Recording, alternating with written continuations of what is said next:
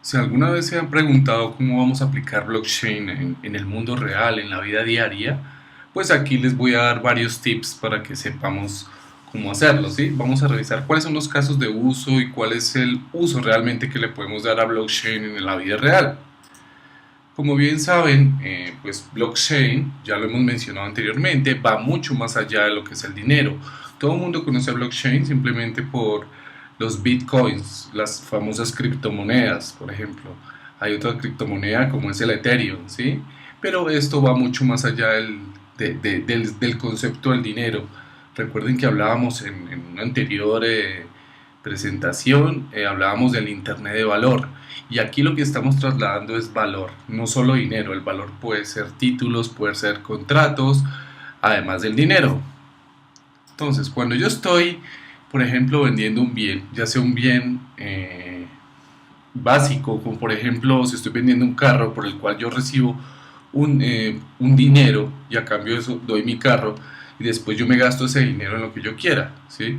Pero hay veces en las que yo tengo que vender bienes con una estructura mucho más compleja, como por ejemplo las casas, ¿sí? Cuando yo estoy vendiendo una casa, además de dar un dinero por esa casa, yo también necesito proveer un título, ¿cierto? Algo que certifique que mi comprador ahora es el nuevo dueño de esa casa y como tal, eso lo tiene que certificar una entidad, ¿sí? Esa entidad como tal, pues en estos casos va a ser el notario, ¿sí? El notario es el que desempeña esa figura en la cual dice, sí señor, este es el nuevo dueño de esta casa, me va a dar un título, puede ser en físico, ¿cierto? Y también lo va a registrar en algo que llamamos el ledger, que es el libro mayor, en el cual las otras personas también se van a enterar de que yo soy el dueño de esa casa, porque de nada me sirve a mí tener un papel o algo diciendo que yo soy el dueño de esa casa si no hay una entidad que lo certifique y las demás personas no lo saben. Entonces, ¿cuál es el objetivo de esto? El objetivo de esto es que todo el mundo conozca que yo soy el dueño, el nuevo dueño de esa casa y además, pues que ya no hay nadie más que sea dueño de ella, ¿no? Y que además esté certificado. Entonces, esto es muy importante para entender lo que son los contratos inteligentes. Si vamos a ver un poquito más allá, un poquito más en detalle, los contratos inteligentes se constan de transacciones, ¿cierto? Pero veamos un poquito más cuáles son los elementos de una transacción. Generalmente una transacción tiene un origen, un destino, un valor y una fecha. Esto es muy obvio, ¿cierto? El origen, pues es la persona que originó como tal la transacción o el contrato. El destino es a quién va dirigido. El valor es por cuánto valor estoy haciendo este contrato. Y la fecha es cuando la ejecuté. Hay algo muy importante aquí y es que dentro de esto, o sea, todas estas transacciones se van a registrar en el ledger, ¿cierto? Con un token. Ese token es un identificador único por cada transacción. Entonces yo voy a poder identificar cada transacción que yo hice durante toda mi vida, ¿sí? Con ese token. A esto se le conoce como tokenización en la jerga de blockchain. Y de todos estos amigos, lo que surge son los contratos inteligentes. Que en últimas, ¿qué son estos contratos inteligentes o smart contracts? Como ustedes también lo pueden escuchar en el mercado.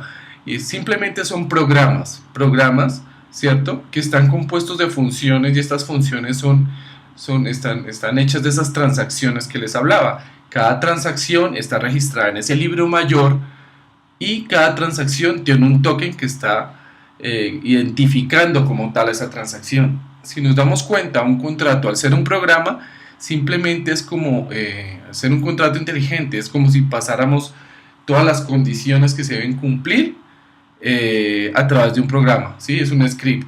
Si se dan cuenta es una persona que es el origen y otra persona que es el destino, que los cuales son anónimos. Aquí seguimos conservando el anonimato si queremos, pero digamos que el ente en la mitad, el que ejecuta el contrato como tal, es un programa. Aquí hay un concepto muy importante y es que con los contratos inteligentes nos eliminamos algo muy importante y es ese tema el intermediario. Por lo tanto entramos a entrar, perdón la redundancia, entramos a mirar el tema de la desintermediación, ¿sí?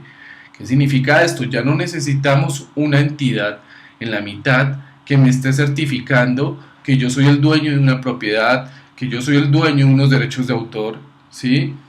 Ya no necesito como tal esa entidad.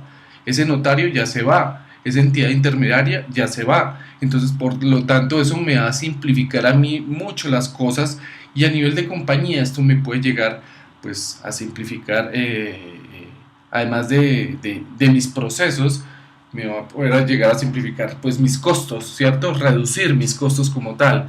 ¿Cuáles son los casos de uso que yo puedo llegar a tener dentro de mi blockchain en cuanto a los contratos inteligentes? Yo puedo llegar y tener casos de usos como derechos de autor. Yo podría tener derechos de autor y registrarlos en la plataforma de blockchain, y va a ser perfectamente válido, ¿cierto?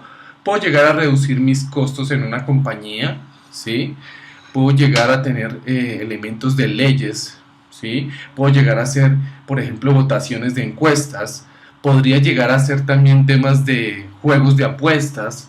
Podría participar en la bolsa de acciones, y todo esto lo haría con contratos inteligentes, ¿sí? Todos estos contratos inteligentes nos van a servir pues, para muchos casos de uso. Yo solo les estoy nombrando algunos de ellos, y se dice que de aquí al 2021 el uso de blockchain se va a aumentar en un 60%, ¿sí? Es algo que o sea, que es inevitable que vamos a estar usando de aquí en adelante.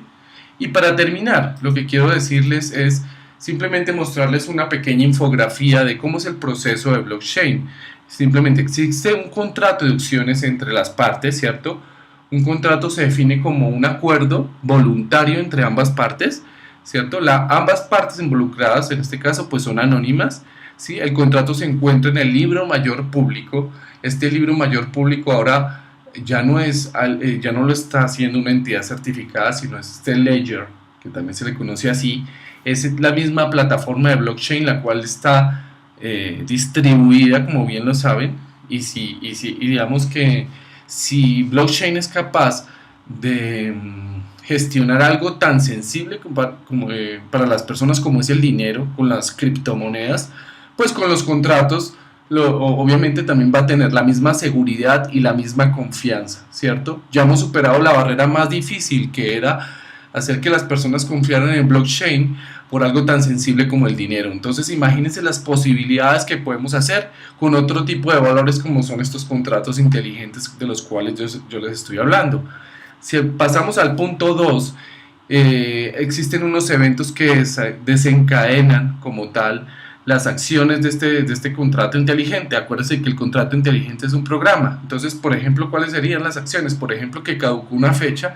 Entonces, al caducar la fecha, automáticamente se va, pues, no sé, se va a ejecutar cierta acción, ¿sí? Dicen que blockchain también se va a unir mucho con el Internet de las cosas en un futuro. Como por ejemplo, yo no sé, si yo no pagué la renta, automáticamente, si las casas están conectadas por Internet de las cosas, pues me van a cambiar la cerradura, ¿sí? Automáticamente, como mi casa estaba conectada y mi casa es inteligente, yo no voy a poder entrar hasta que no cancele la renta, por ejemplo, ¿sí? El consumo de servicios también, ya no va a tener que ir la persona a reconectarme o a conectarme, sino que todo va a ser automático. Esto es un poco miedoso, ¿no? ¿No creen? Pero igual hacia allá, es hacia donde vamos. Y lo importante de todo esto no es tenerle miedo a la tecnología, sino más bien aprovecharla en el buen sentido de la palabra, para que las personas, nosotros, podamos usarla de la mejor manera. Para terminar, en el paso 3, los reguladores pueden usar el blockchain pues, para entender estas actividades del mercado dentro de la red. Se va a generar esa confianza para que esa transacción, ese contrato inteligente se cumpla, ¿cierto? Que nadie lo pueda alterar. Nadie puede tener el poder suficiente como para poder alterar un contrato, porque se necesitaría demasiado poder, y es como si uno, digamos, quisiera competir contra el mundo entero, ¿sí? Son, no sé, 1 millón de personas con un solo hacker tratando no sé, de hackear un contrato inteligente. Es algo netamente imposible, porque la plataforma de blockchain funciona por esa misma comunidad que está haciendo pues que los contratos sean válidos, que los contratos tengan confianza, que tengan seguridad. Cada PC que actúa en esta plataforma es un partícipe como tal de esta validación y esta confianza. Por lo tanto, una sola persona no puede hacer mucho contra la plataforma de blockchain, que cada vez crece más y más y más. Bueno, amigos, esto es lo que yo les quería comentar el día de hoy. Espero que les haya gustado mi video. Más adelante, digamos que yo sé que hasta el momento hemos visto mucha teoría, pero créanme que si siguen sintonizados en nuestro canal, más adelante vamos a ver muchos temas más, vamos a entrar en mucho más detalle, incluso vamos a ver prácticas en desarrollo de cómo se elabora como tal blockchain y cómo lo implementamos en contratos inteligentes. Chao y hasta la próxima, y no se olviden suscribirse a nuestro canal.